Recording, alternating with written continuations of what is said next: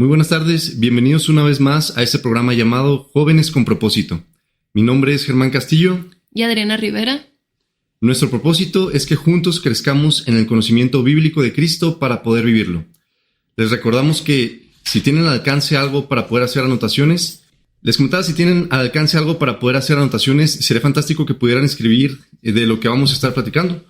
Y recuerden, están sintonizando Radio Familia, la radio que cambia tu vida por la 94.5 FM. También recordarles el número de teléfono 625-842-7774. Si quieren mandar algún WhatsApp, hacer alguna pregunta, si tienen alguna petición de oración, aquí vamos a estar leyendo sus mensajes. Vamos a recapitular un poco acerca de lo que estábamos estudiando la semana pasada, que fue el tema de arrepentimiento y fe.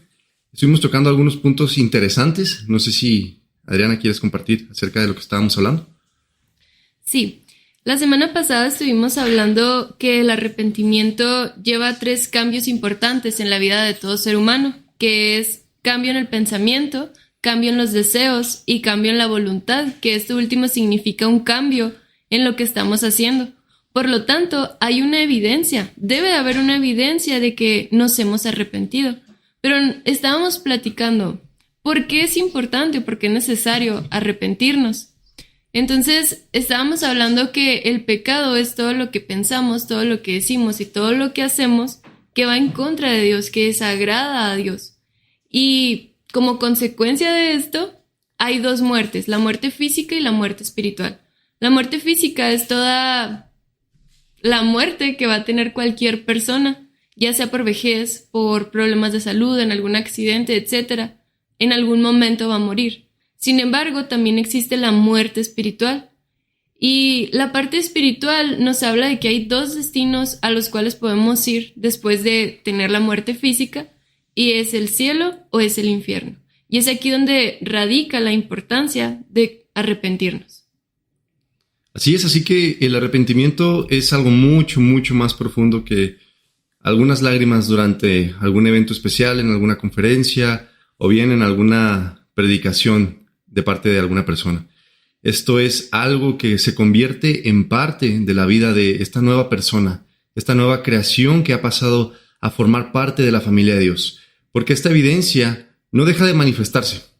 En ningún momento de su vida esta evidencia para. Aunque de repente hay algún resbalón, hay alguna caída, la evidencia continúa. ¿Por qué? Porque hay un nuevo corazón, hay una nueva naturaleza. Es una nueva creación de parte de Dios. Así que esta es toda la evidencia que trae consigo el arrepentimiento. Sin embargo, esto nos lleva también a preguntarnos algunas otras cosas, que es parte del tema que vamos a estudiar el día de hoy. Y podemos preguntarnos, ¿de qué necesito ser salvo? ¿O para qué es la salvación? Pues como lo estaba mencionando, es porque existen estas 2 muertes, la muerte física y la muerte espiritual. Sin embargo, otra pregunta que nos podemos hacer es, ¿cómo sabemos que somos salvos? La palabra habla de esto, o si yo me arrepentí, ¿puedo creer o no puedo creer que pertenezco a Dios? Entonces, la Biblia sí es clara respecto a esto. El Señor Jesucristo no nos dejó una incógnita de pues a ver si saben, a ver si no saben, a ver qué pasa con ustedes. No, la palabra de Dios habla de que sí podemos saber si pertenecemos a Dios o no. Y a mí me gustaría comentar 2 versículos. El primero está en Primera de Juan 4, 17 al 18. Y dice, en esto se ha perfeccionado el amor en nosotros, para que tengamos confianza en el día del juicio. Pues como Él es, así somos nosotros en este mundo. En el amor no hay temor, sino que el perfecto amor echa fuera el temor, porque el temor lleva en sí castigo, de donde el que teme no ha sido perfeccionado. Entonces, este versículo nos habla muy claro que el amor de Dios se ha perfeccionado en nosotros para que tengamos confianza en el día del juicio. ¿Qué significa esto? Que si nos hemos arrepentido y pertenecemos ahora a Cristo Jesús, el amor de Dios se va a perfeccionar en nosotros y vamos a poder tener esa confianza o esa certeza de que pertenecemos a Dios y de que al morir tenemos la certeza de que vamos a estar con Él. No vamos a vivir con este temor de, bueno, pero ¿qué pasa si no voy para allá? ¿O qué pasa si muero en este momento? No es así. Aquí es muy claro cómo Cuando el amor se perfecciona en nosotros, el perfecto amor va a echar fuera el temor. Y el siguiente versículo que quiero comentar está en Romanos 6:22. Y este versículo nos habla de la santificación. Y dice: mas ahora que habéis sido libertados del pecado y hechos siervos de Dios, tenéis por vuestro fruto la santificación y como fin la vida eterna. Entonces nos habla de que somos libertados del pecado, somos hechos siervos de Dios y el fruto que esto va a tener es la santificación. Y como fin, pues la vida eterna, que es la vida de la que estábamos hablando al inicio. Entonces, hay una evidencia y a través de esta evidencia que es la santificación, yo puedo saber si soy salvo o no. Es decir, mi vida se parece cada vez a lo que dice la palabra, mi vida se parece cada vez a Cristo. Y si está esta evidencia, entonces puedo tener la seguridad y puedo tener la certeza y no voy a tener el temor de qué va a pasar conmigo en el momento en que yo muera. Muy bien, y respondiendo todavía con esta pregunta, ¿cómo sabemos que somos salvos? Queremos ser muy cuidadosos en no rayar ni entrar en el espacio de las obras, de alcanzar la salvación por las obras. Cuando estamos hablando acerca de un fruto, de una evidencia del arrepentimiento, no con ello estamos hablando de hacer cosas para obtener la salvación. Esto es totalmente detestable para Dios. ¿Por qué? Porque estaríamos despreciando el sacrificio de Cristo Jesús, algo que Dios detesta con todo lo que Él es, porque es tomar lo que Cristo hizo y arrojarlo por la basura. Es decir, creo en Jesús, creo que Él murió por mí, pero también tengo que hacer esto y esto, aquello y esto y lo otro. Entonces, no queremos nosotros para nada dar a entender esto. Cuando hablamos de un fruto, cuando hablamos de una evidencia, es porque la persona ya ha sido salvada en Cristo Jesús.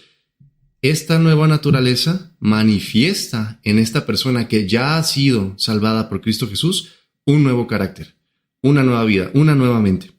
Quisiera que me acompañaran a Efesios capítulo 1, versículo 13 y 14. Dice: en él también ustedes, cuando oyeron el mensaje de la verdad, el evangelio que les trajo la salvación, y lo creyeron, fueron marcados con el sello que es el Espíritu Santo prometido. Este garantiza nuestra herencia hasta que llegue la redención final del pueblo adquirido por Dios, para alabanza de su gloria. Como podemos observar, en este versículo hay dos partes, hay dos requisitos para que una persona pueda ser salvada. La primera la observamos en el versículo 13, las dos las observamos en el versículo 13, que es cuando oyeron el mensaje de la verdad. Es decir, cuando una persona escuchó por la predicación el evangelio, esta persona despertó por el Espíritu de Dios, por esta convicción de pecado que trae el Espíritu Santo a la vida de nosotros como pecadores, esa nueva vida, esa inquietud en el corazón de estoy mal, necesito al Señor, de verdad me hace falta y no hay nadie que lo pueda llenar sino solamente Él.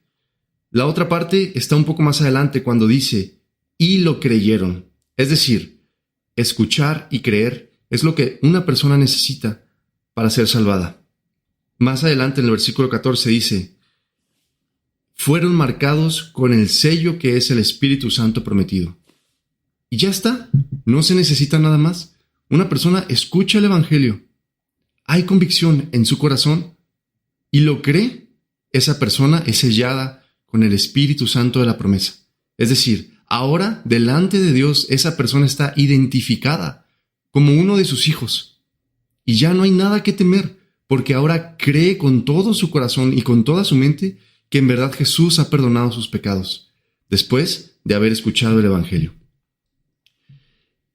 Hay algunas personas que van a la iglesia todos los días, o bien iban caminando por la calle cuando se encontraron a un extraño que les preguntó: oye, ¿crees en el cielo o crees en el infierno? Y comenzaste a contestar: no, sí creo, no creo. Y esta persona te llevó en una conversación para que al final hicieras una oración, algo así. Repite después de mí: me arrepiento de mis pecados, creo en el nombre del Señor Jesucristo, lo confieso como mi Salvador y escribe mi nombre en el libro de la vida. Amén. Sin embargo, tu vida no cambió, tus pensamientos no cambiaron, tu actitud no mejoró, ni tantito. ¿Escuchaste el Evangelio? ¿En verdad lo escuchaste? Pero lo creíste.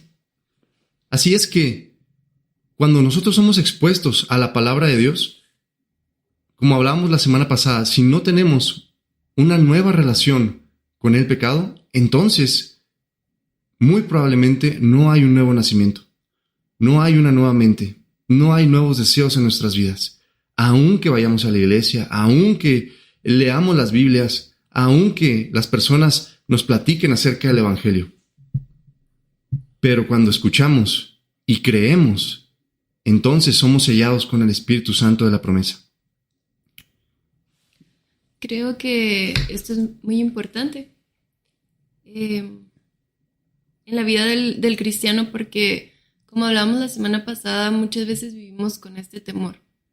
Sin embargo, al menos lo que pasó en mi vida, ¿no? Lo que yo pude experimentar es como cuando realmente entiendes la palabra y tienes la certeza de lo que Jesucristo hizo y de cómo mencionaba mi esposo, somos sellados con el Espíritu Santo, le pertenecemos totalmente a Él. Y me recuerda un versículo aquí en Romanos que dice que nada nos puede separar del amor de Dios, y menciona principados, potestades, lo presente, lo porvenir, todo, cualquier cosa creada. Nada nos puede separar del amor de Dios. Y realmente me gustaría que las personas que están escuchando, si no han llegado a este punto, a esta confianza, puedan experimentarlo y que si tú has entregado tu vida a Jesucristo y te has arrepentido, entonces vivas en esta libertad de que le perteneces a Él y que no hay nada que te pueda separar de Jesucristo. Quisiera que nos acompañaran al libro de Gálatas, a la carta de Gálatas capítulo 5, versículo 19 al 24. Dice: las obras de la carne se conocen bien: inmoralidad sexual, impureza y libertinaje, idolatría y hechicería, odio, discordia, celos, arrebatos de ira, rivalidades, desacuerdos, sectarismos y envidia, borracheras, orgías y otras cosas parecidas. Les advierto ahora, como antes lo hice, que los que practican tales cosas no heredarán el reino de Dios. En cambio, el fruto del Espíritu es amor, alegría, paz, paciencia, amabilidad, bondad, fidelidad, humildad y dominio propio. No hay ley que condene estas cosas. Los que son de Cristo han crucificado la carne con sus pasiones y con sus deseos. Aquí nos deja bien claro acerca de dos tipos de fruto. Uno, el fruto de la carne, y el otro, el fruto del Espíritu. Cuando una persona se ha convertido a Cristo Jesús, por la palabra de Dios podemos aprender que esta persona está aún lejos de alcanzar esta perfección. Aún mismo Pablo dice: yo no lo he alcanzado. Sin embargo, esta persona de repente, en ocasiones, puede manifestar alguna conducta que sea desagradable a los ojos de Dios. Pero como también dice su palabra, ya no hay pecado en nosotros, porque la sangre de Cristo Jesús nos fue imputada. Estamos libres de todo pecado y de toda condenación. Sin embargo, esta evidencia del fruto sigue presente en nuestras vidas. ¿Cómo? Cuando hacemos algo desagradable a nuestro Dios, en verdad nos aflige el corazón, nos acongoja, y más que eso, nos avergüenza, y más que eso, nos puede dar asco. ¿Por qué? Porque ya no estamos en esa misma relación con el pecado. Pero el fruto de la carne es muy diferente al fruto espiritual. El fruto de la carne es continuo en la vida de las personas que aún no se han arrepentido, en las personas que no quieren creer o no dejan que su corazón se someta a la verdad en Cristo Jesús. Y este sometimiento no es como el de un gobernante cruel que quiere aplastarte, sino es nuestro Señor Jesucristo que te dice: créeme, humíllate delante de mí y yo te lo doy absolutamente todo, empezando con una vida nueva, con perdón de pecado, con una vida eterna. Cuando la palabra de Dios habla acerca de todos estos frutos carnales en la vida de la persona, es muy evidente en la carta de Primera de Corintios, cómo Pablo trata este problema en la iglesia. Y es que algunas personas dentro de la iglesia posiblemente creían ser hijos de Dios. Sin embargo, su vida reflejaba una cosa totalmente diferente. Y el hermano Pablo hace una advertencia. Dice, con tales personas, con las personas que viven en esa clase de vida, una vida inmoral, ni siquiera aún coman. Suena duro si lo escuchamos de primera instancia, pero es tan importante porque también la palabra de Dios nos enseña que un poco de levadura leuda toda la masa, la fermenta por completo. Es decir, hay contaminación cuando no somos conscientes de la gravedad del pecado y las consecuencias que éste trae si lo tratamos a la ligera. Por eso la palabra de Dios es clara cuando habla del fruto espiritual. No dice que son muchos frutos, dice que es un solo fruto. Es decir, si yo creo que me he arrepentido y digo, es que yo tengo mucha paz, yo tengo mucha paz en mi corazón y cuando hay problemas todo se me resbala. Pero no soy amable, no soy bondadoso, no tengo humildad ni dominio propio, no amo a las personas, pero sí tengo mucha paz.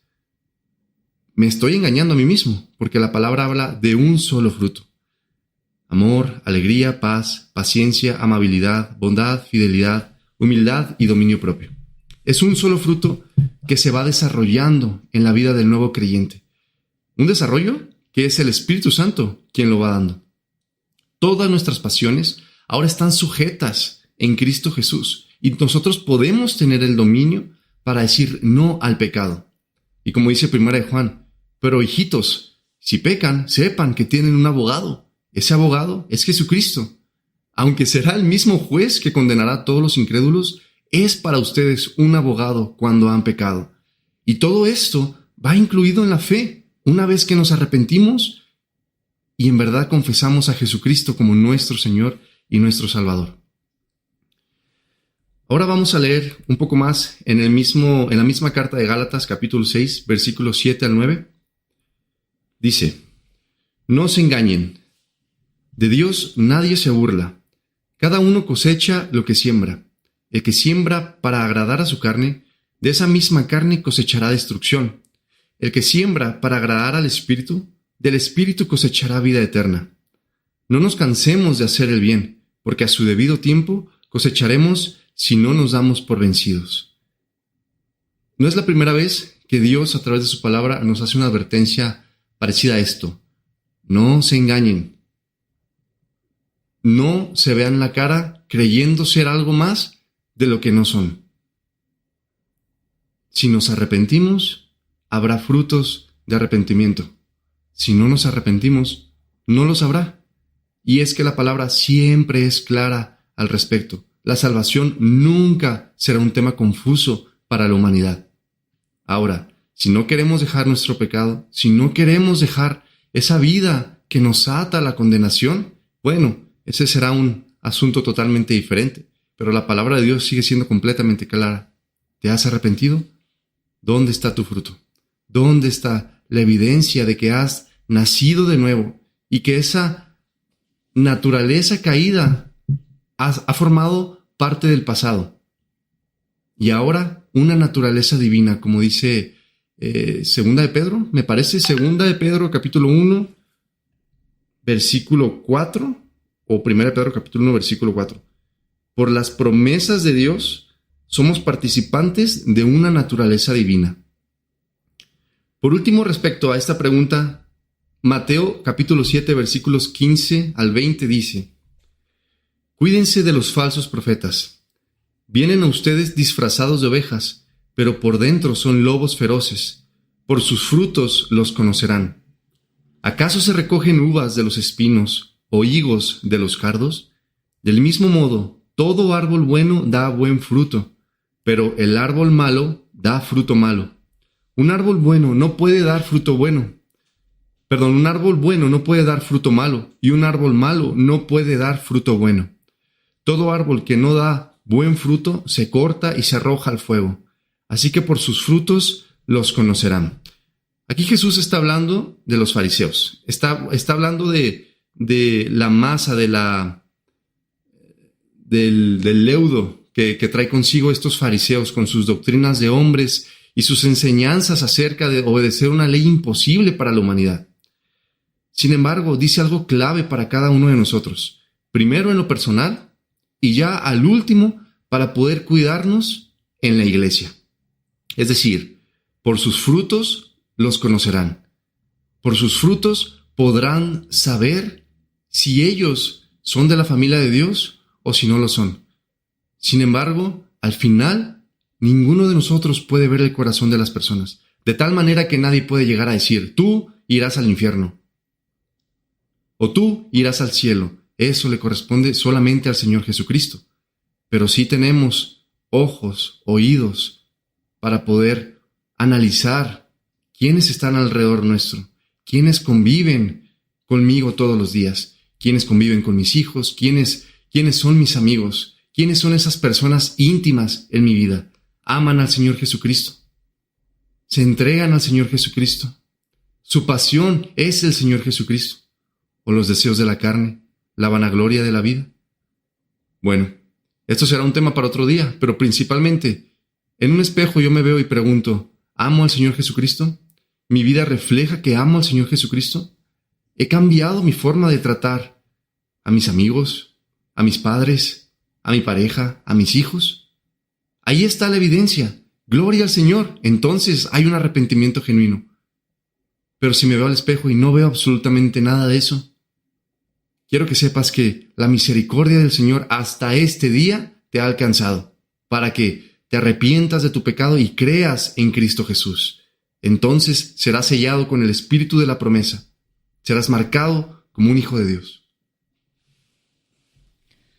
Pues creo que la Biblia es muy clara respecto a los dos temas a lo que recapitulamos y a lo que estamos viendo ahorita. Y como mencionabas, no me queda más que dar gloria a Dios y gracias a Cristo Jesús, porque si podemos tener la certeza y podemos ver ese fruto y podemos tener esa confianza de que ahora somos de Dios, pues es únicamente gracias a Jesucristo. Y también lo que mencionabas, si eres una persona que tiene duda, que no puede ver este cambio, pues entonces arrepiéntete, ahí está la misericordia de Dios, ahí está el sacrificio de Jesucristo que hizo por ti y también por mí. Y vamos a ir a una pausa, pero antes de esto me gustaría comentarles que regresando vamos a estar hablando un poco de cómo arraigarnos en la palabra y vamos a estar mencionando algunos puntos de apologética, de cómo podemos defender nuestra fe. Entonces, recuerden, si tienen alguna duda, alguna petición de oración, pueden mandarnos un WhatsApp, un mensaje al 625-842-7774. Está sintonizando Radio Familia, la radio que cambia tu vida. Continuamos con nuestro estudio del día de hoy. Qué increíble cómo el Señor se encarga de darnos una certeza acerca de que estamos seguros en Él, en Cristo Jesús. Esta salvación es completamente segura. Y continuando con el tema, vamos a tomar uno que se llama arraigados a la palabra. Y este tema es sumamente importante, porque como hijos de Dios queremos crecer en Dios, y esto va a suceder en la medida en que nosotros tenemos comunión con Él a través de la oración y a través de la Biblia. Y para introducirnos a este tema, vamos a comenzar hablando de la veracidad de la Biblia, de si la Biblia es verdad o no, o por qué creemos en la Biblia.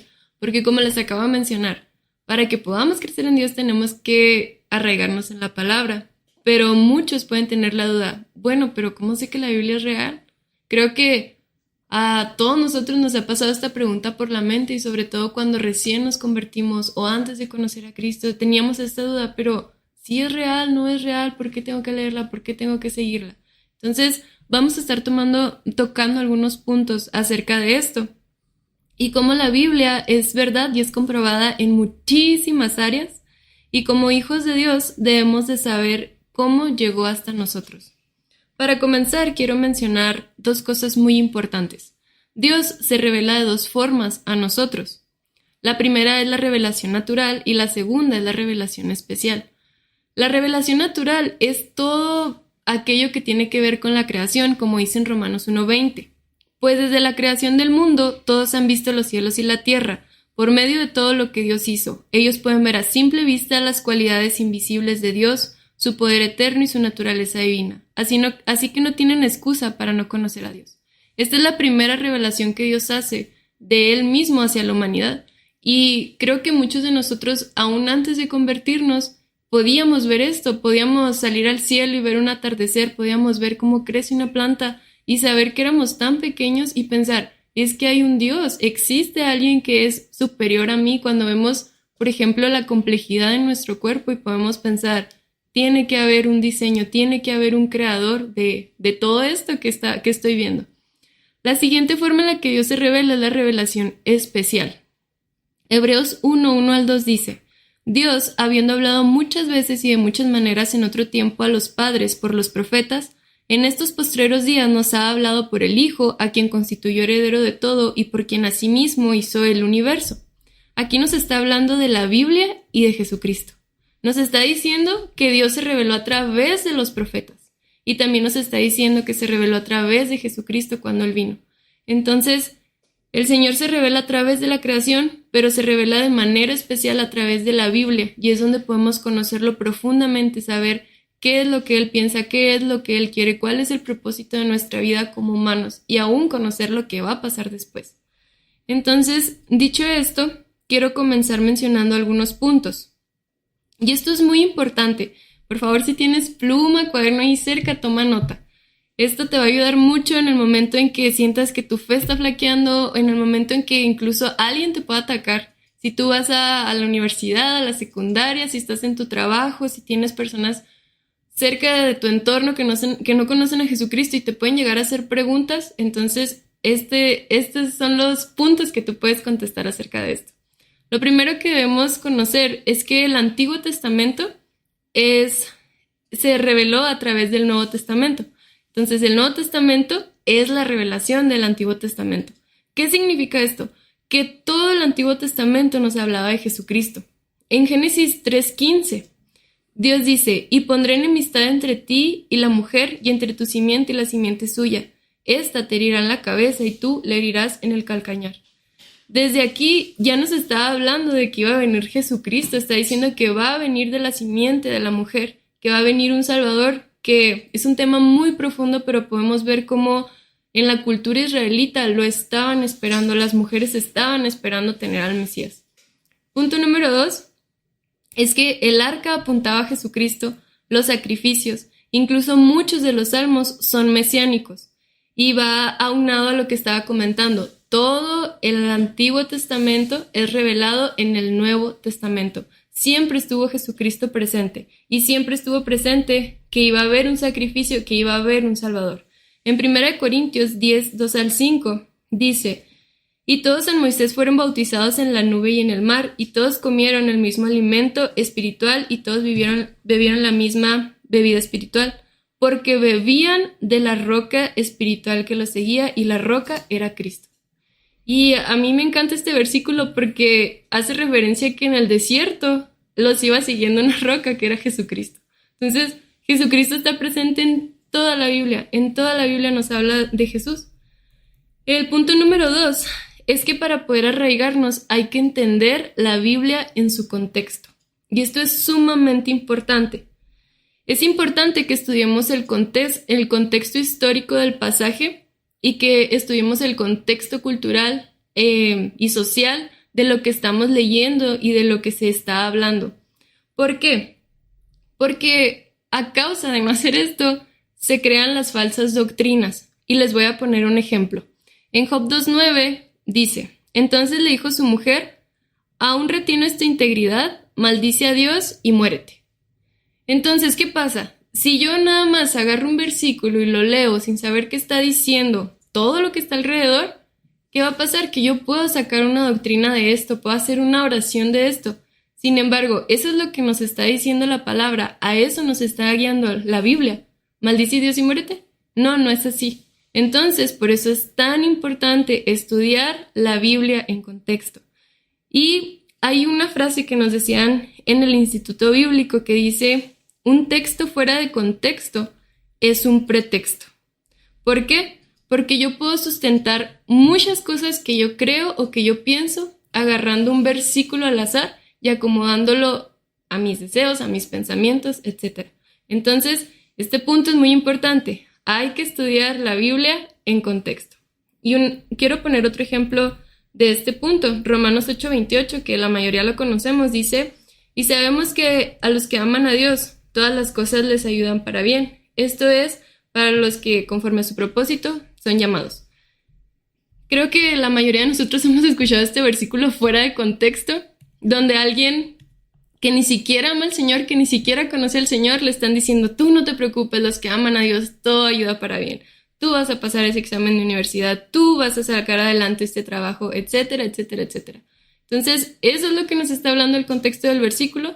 Pues no nos está hablando eso, y así creo que podemos mencionar muchos versículos que son sacados fuera de contexto. El siguiente punto es que podamos entender cómo la Biblia llegó a nosotros. Y si tú tienes tu Biblia cerca, me gustaría que pudieras verla. Quizás tú al comprarla fuiste a elegir la pasta más bonita o la versión que más te gustaba. No sé, la que estaba más cerca a tu alcance, quizás te la regalaron en la iglesia, no lo sé. Ahorita tenemos las opciones de buscar en diferentes idiomas, de tenerla en el celular, pero me gustaría que entendieras que se ha derramado mucha sangre para que podamos tenerla completa y para poder tener la libertad, al menos en esta parte del mundo, para poder leerla. Y no solo se ha derramado sangre humana, también se ha derramado sangre de muchos animales. Y esto es algo muy importante. Por ejemplo, para escribir solo la Torá, que viene siendo Génesis, Éxodo, Levítico, Número y Deuteronomio, se mataban alrededor de 50 ovejas, ya que antes los escritos eran en piel de oveja. Entonces imagínate, ahorita la podemos encontrar en cualquier parte. Sin embargo, antes, solo para sacar esos 5 libros tenían que matar 50 ovejas. El siguiente punto que me gustaría mencionar es que solo podría ser escritos por reyes y escribas. Y esto nos habla del cuidado que se tenía para escribir la Biblia. No creas que se le ocurría a alguien en aquel tiempo: voy a ponerme a escribir un nuevo libro. No era así. Solamente se podía escribir por los escribas y por los reyes. Y el último punto que quiero mencionar es que la Biblia es una colección de 66 libros y fue escrita por más de 40 autores durante un periodo de 1800 años. Y esto es tan importante. Quiero que pienses en esto. 40 autores, 1800 años. Muchas de esas personas ni siquiera se conocían. Y dentro de esas personas había reyes, había pescadores, algunos eran músicos, otros eran personas ilustradas como Moisés, que fue a la Universidad de Egipto, otros eran pastores de ovejas, y aún así la Biblia concuerda de Génesis a Apocalipsis. Y esto es de mis datos, yo creo que favoritos, porque si alguna vez tú tienes duda de la veracidad de la Biblia, con este simple dato creo que puedes calmar esa preocupación, ese temor que puedes tener, porque la Biblia nunca se contradice, a pesar de que fue escrita por diferentes personas, lleva el mismo mensaje y apunta a la misma persona. Wow, qué interesante es escuchar todo esto y pensar que a veces tenemos más de una sola Biblia en casa. Y más impresionante es que a veces esas Biblias están llenas de polvo, de el tiempo que ha pasado desde que no las abrimos. Es bueno que estemos estudiando todo esto porque lo que ha costado que tú y yo tengamos una Biblia, ya sea en una aplicación o en físico, en forma de un libro, ha sido muy, muy profundo el pasado para que tengamos esa facilidad hoy día. La semana pasada mencionamos algo al respecto, que confesar el nombre de Cristo en el pasado, específicamente en el tiempo donde Pablo escribió Romanos, era algo donde debías de ser consciente que tu vida la ibas a perder lo más pronto posible porque las voces corrían, los romanos se enteraban y con tal de que negaras a Cristo agarraban a tus hijos, a tu familia, a tus personas amadas. Niega al Señor Jesucristo. No, Él es mi Señor, mi Salvador. Muy bien, entonces vámonos al Coliseo y que se los coman vivos las fieras.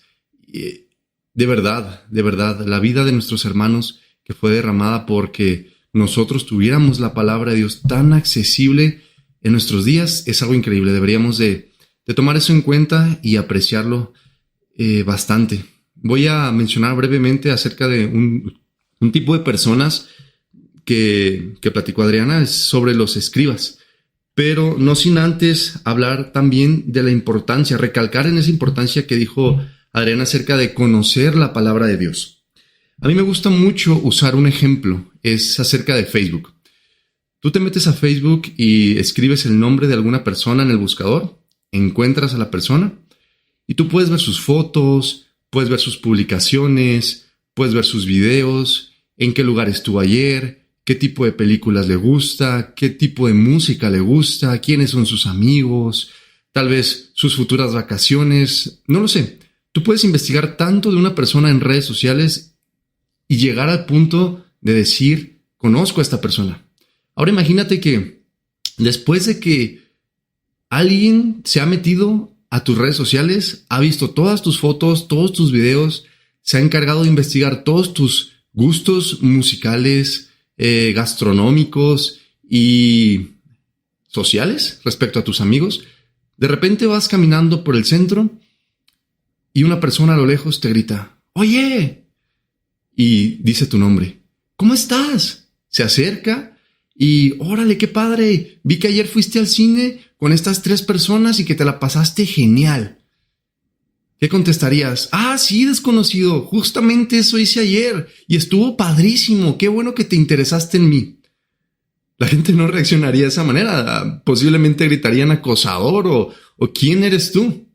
Bueno, la palabra de Dios menciona algo similar en Mateo capítulo 7, versículo 21. Jesús está hablando y dice, no todo el que me llama Señor, Señor, entrará en el reino del cielo. Solo entrarán aquellos que verdaderamente hacen la voluntad de mi Padre que está en el cielo. Es decir, estas personas, cuando encaren a Jesucristo como juez, le dirán, Señor, Señor. ¿Y quiénes son estas personas que le dicen a Jesús, Señor? Sabiendo que la palabra Señor significa amo, dueño, Dios sobre todas las cosas. Pues solamente personas que creen ser hijos de Dios. Le dirán, Señor, Señor, en tu nombre hicimos esto y esto y esto y esto. ¿Y qué responderá Jesucristo? Versículo 23. Nunca los conocí. Aléjense de mí, ustedes que violan las leyes de Dios. Qué profundo y terrible es este mensaje. Cuando todavía yo no estaba seguro de mi salvación en Cristo Jesús y podía leer versículos así, temblaba de miedo. Me iba a dormir con una incertidumbre increíble en mi vida. Pensaba, ¿y si yo soy uno de ellos? Que le dirá, Señor, Señor, en tu nombre he ido a la iglesia desde que soy niño. En tu nombre he estado en el ministerio de alabanza. En tu nombre he hablado el evangelio a otras personas. Y si tú me contestas, apártate de mí, yo no te conozco.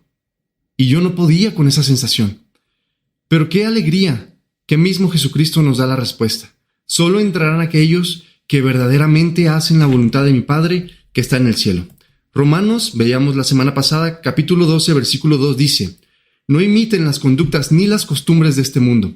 Más bien, dejen que Dios los transforme en personas nuevas al cambiarles la manera de pensar.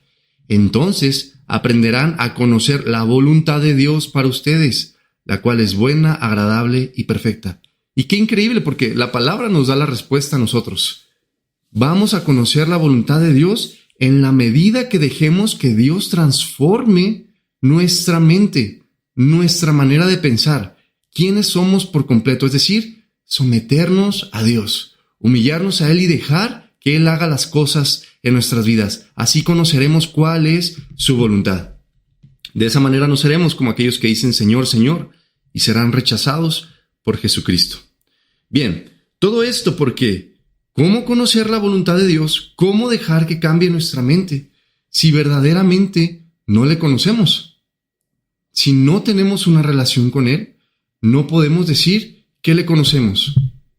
Es impresionante cuando le preguntas a una persona, ¿eres salvo?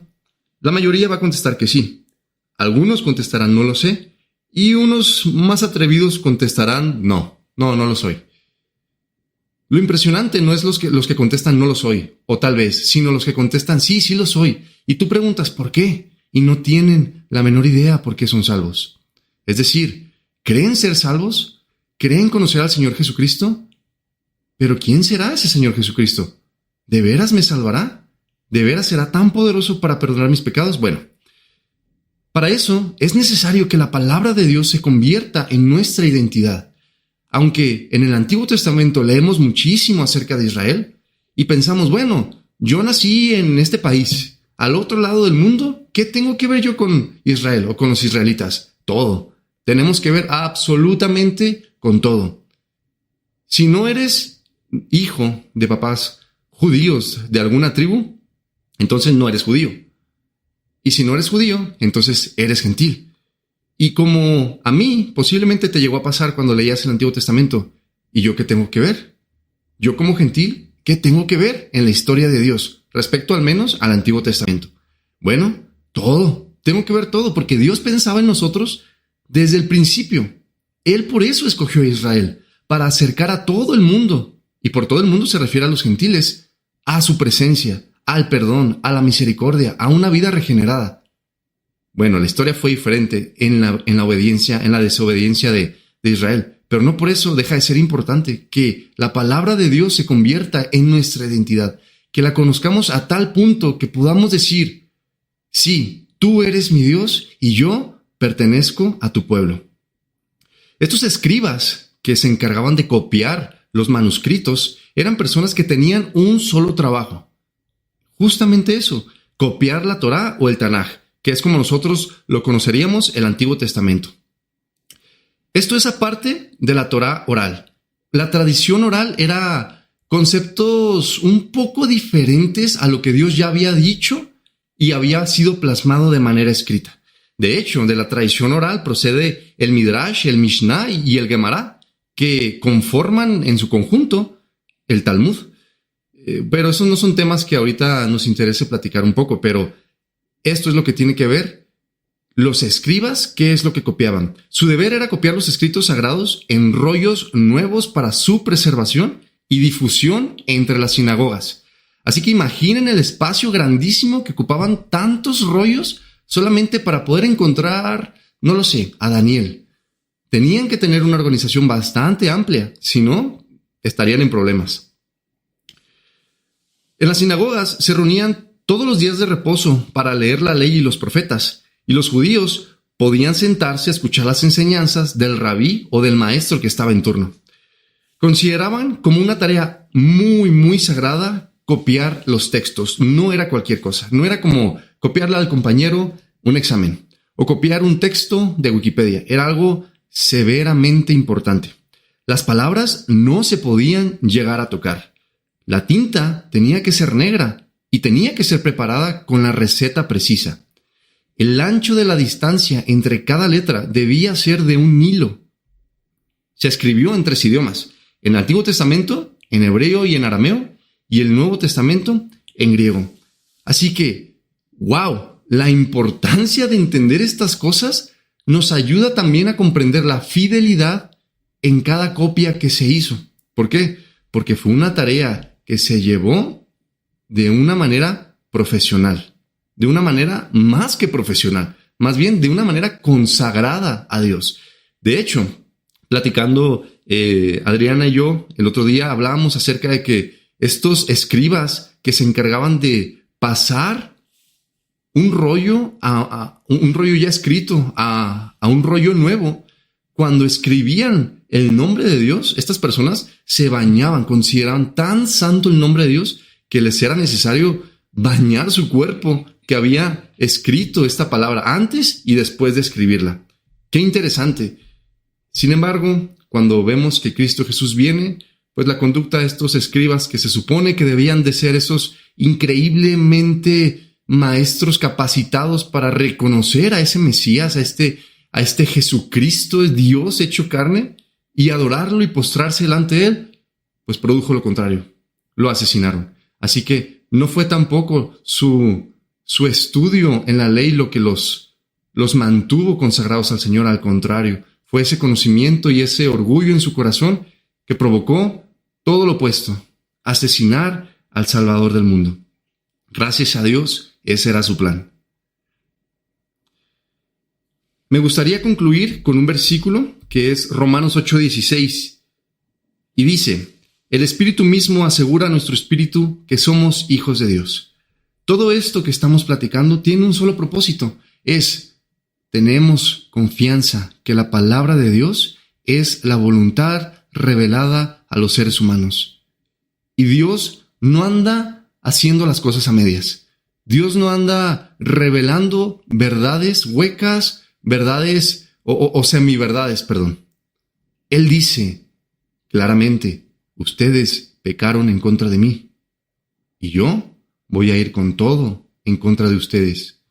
Voy a traer juicio y destrucción eterna a su vida, porque yo soy santo y soy justo. Sin embargo, en mi misericordia me entrego por completo, para que todos ustedes conozcan qué tan grande es esa mi misericordia. Así que todos podemos ser salvos en Cristo Jesús y tan solo nos arrepentimos de nuestros pecados y creemos en esta grande salvación que tenemos en Él. La salvación es gratuita para todos. Dice Gálatas, maldito aquel que predique un evangelio diferente al que han recibido. Es decir, aquellos que te dicen que tienes que hacer cosas para obtener de Dios algo. Es imposible. No podemos obtener de Dios nada, sino solamente su juicio eterno. Pero gloria y gracia damos en Cristo Jesús, que podemos tener completo perdón de nuestros pecados, si tan solo creemos en Él. Pues qué interesante todo lo que acabamos de ver, lo que nos acabas de compartir. Y muchas veces estos temas resultan un poco tediosos, pesados para las personas y dicen, bueno, ¿yo para qué necesito saber que la Biblia fue escrita por escribas? ¿Yo para qué necesito eso? Hay un versículo en Primera de Pedro que dice que debemos de estar preparados para presentar defensa con mansedumbre y con reverencia de la esperanza que hay en nosotros. Entonces, debemos de prepararnos. Ser cristianos significa que, dice la palabra, que Dios da la ciencia y el conocimiento. Entonces, debemos ser personas que saben por qué creen lo que creen. Debemos de ser personas que no solo van diciendo, como decía Germán, es que lloré y se siente bonito, es que escuché esto, es que escuché aquello. No, ¿qué es lo que dice la historia? La palabra en la que nosotros creemos y el Cristo resucitado en el que creemos es históricamente comprobado. Y como mencionaba al inicio, si eres una persona que está en la escuela, en el trabajo, o alguien está contradiciendo tu fe, hay muchos argumentos que tenemos para defender lo que nosotros creemos y es importante conocerlos. Entonces, y todo esto nos lleva a lo mismo, al versículo de Primera de Juan, donde dice que no hay temor, porque creemos en un Jesucristo que murió y que resucitó. Y esa es la esperanza que tenemos, que un día vamos a estar con Él. Entonces, la siguiente semana vamos a terminar este tema, que es arraigados en la palabra, y aparte de los puntos de apologética, vamos a estarles dando algunos puntos en la vida práctica de qué puedo hacer yo, cómo le puedo hacer para tener comunión con Dios, cómo puedo hacer para realmente arraigarme en Él. Y eso es todo por nuestra parte. Muchas gracias por estarnos sintonizando. Esperamos que haya sido de bendición y esperamos, como dice nuestro propósito, que juntos crezcamos en el conocimiento bíblico y que podamos vivirlo, que podamos ponerlo en práctica. Están sintonizando la 94.5, Radio Familia, la radio que cambia tu vida. Somos Germán y Adriana, muchas gracias.